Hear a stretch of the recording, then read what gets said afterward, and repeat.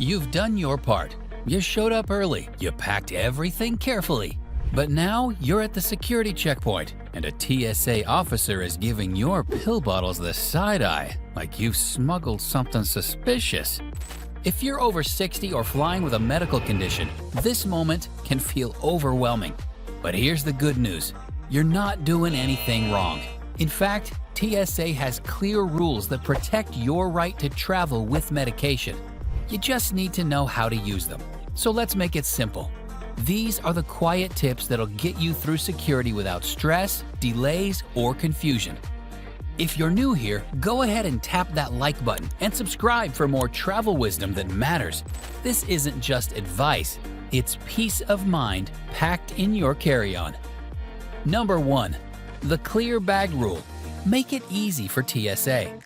TSA officers aren't pharmacists. They don't have time to guess what's inside your luggage. So when they open your bag and find those loose pill bottles, vials, or injectables scattered inside a toiletry pouch, the inspection gets longer, you get flustered, the line grows behind you.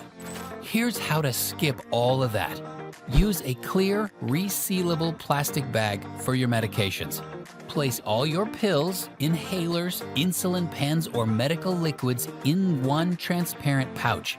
It shows the agent right away that these items are important and organized. Better still, keep your medications in their original pharmacy packaging or clearly labeled containers. It's not a rule, but it sends the message, this is legitimate, this belongs to me.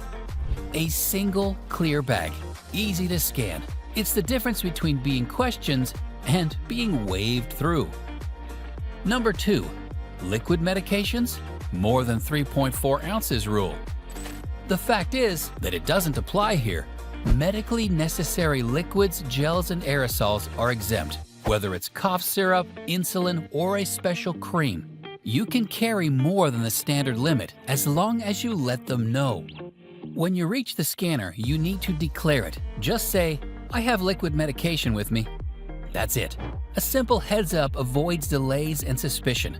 Labeling these items and, if possible, carrying a short doctor's note can make things even easier, especially if the medicine looks unfamiliar or comes with an ice pack. So yes, you can carry more, you just have to speak up. At the same time, make sure your medications are not far from you. Number 3. Keep your medications with you, not in checked bags. Checked bags can get delayed. They can get rerouted. In some cases, they get lost completely. Your medication should never follow that path. Always carry your medications in your carry-on bag. Keep them near the top in that clear pouch we talked about earlier, so you can easily reach them during your flight or show them during screening. If you're traveling with medication that needs to be cold, like insulin, make sure you talk to the airline. Some can refrigerate it on board or suggest you bring a cooling case or pouch. The rule is simple. If you absolutely need it, keep it close. If this is helping you feel more prepared already, tap that subscribe button. We cover real travel questions just like this every week. Number 4. What about needles, syringes, or injectables? You might worry that syringes or auto-injectors will raise alarms at TSA. Here's the truth. If they're for medical reasons, they're allowed. Pack them with your medications, label them clearly, and when you go through security, say something like, "This is my insulin kit," or "These are my medical injectables." That short sentence clears up any confusion. While you don't have to bring a prescription or a doctor's note, it helps, especially if you're carrying a larger quantity or traveling internationally. If it's packed smart and explained calmly, TSA will usually just nod and move you along. The reasons why you must speak up are simple. First, sharp items like syringes can trigger security concerns if found unexpectedly. Second, transparency shows you're prepared and responsible, which TSA appreciates.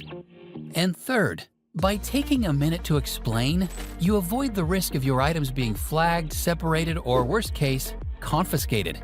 So don't leave it to chance. A one-line explanation goes a long way. Still on explanation, the same thing goes for controlled substances. Number 5. Flying with controlled substances? Do this. Some medications raise extra questions, like opioids, anxiety meds, or sleep aids. They're not banned, but they're controlled, which means you need to be more careful. Keep these in their original prescription bottles with your name and dosage clearly printed. Loose pills in unmarked containers? That's a red flag.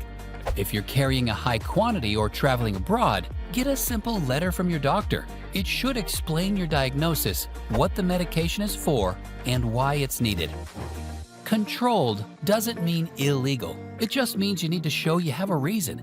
If you don't, TSA officers may assume you're transporting them improperly, and that can lead to questioning, delays, or even confiscation.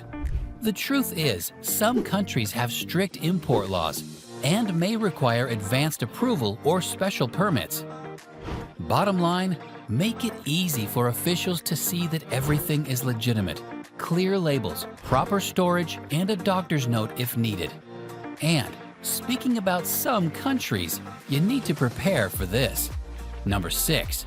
Check international rules on medications before you pack.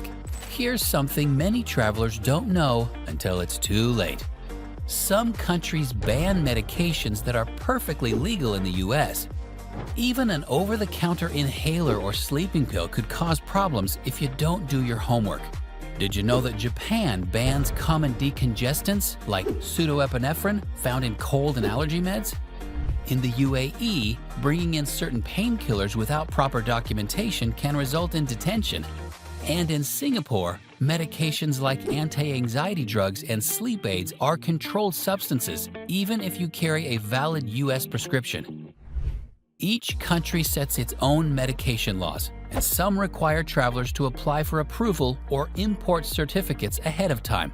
That's why it's smart to check the official embassy website or the health ministry of your destination country before you fly. Print out their medication rules and bring a copy of your prescription, just in case. Traveling with the right paperwork can be the difference between a smooth arrival and a very bad start to your trip. The last thing you want is to arrive in a new country and lose access to your medication, or worse, face fines for something preventable. Number 7. Know that TSA's 311 rule still applies to non-medical items. Even though TSA makes exceptions for medically necessary liquids, it's important to remember that their 311 liquid rule still applies to non-medical items. That rule limits liquids, gels, and aerosols to 3.4 ounces, 100 milliliters, per container, all packed inside one quart-sized clear plastic bag per passenger.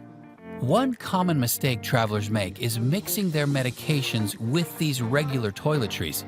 Doing so can lead to confusion at the checkpoint and may slow you down unnecessarily. TSA officers are trained to separate standard personal items from medically exempt ones. So when everything is packed together, it raises questions and might trigger extra screening. Overall, here is your medication checklist. Don't miss any. Make sure your medications are packed in a clear bag so TSA can easily see them without needing to open anything. Liquid medications are allowed in amounts over the usual limit, but you'll need to inform the officers and have them separated for inspection. Always carry your medications in your carry-on, not checked luggage, so they stay within reach during the trip. If you're bringing needles, syringes, or injectables, have your prescription or medical letter ready. They're allowed, but only when packed smartly with proof. For controlled substances, keep them clearly labeled and carry proper documentation to avoid issues. And if you're flying internationally, research that country's medication laws ahead of time and print out any required approvals or doctor's notes to stay on the safe side. This isn't just about rules, it's about peace of mind.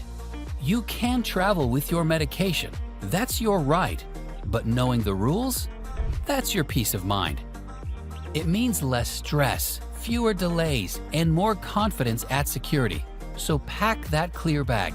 Ask questions if you need to. Speak up when it matters. That's all it takes to glide through security with confidence, not confusion. If this helped you feel more ready, hit the like and share it with someone who might be stressing about an upcoming trip. We're all just one tip away from a smoother journey. And if you or someone you love is over 60 and flying soon, don't miss our last video. Over 60 and flying, best kept secrets for seniors. Packed with time-saving, stress-cutting tips no one talks about.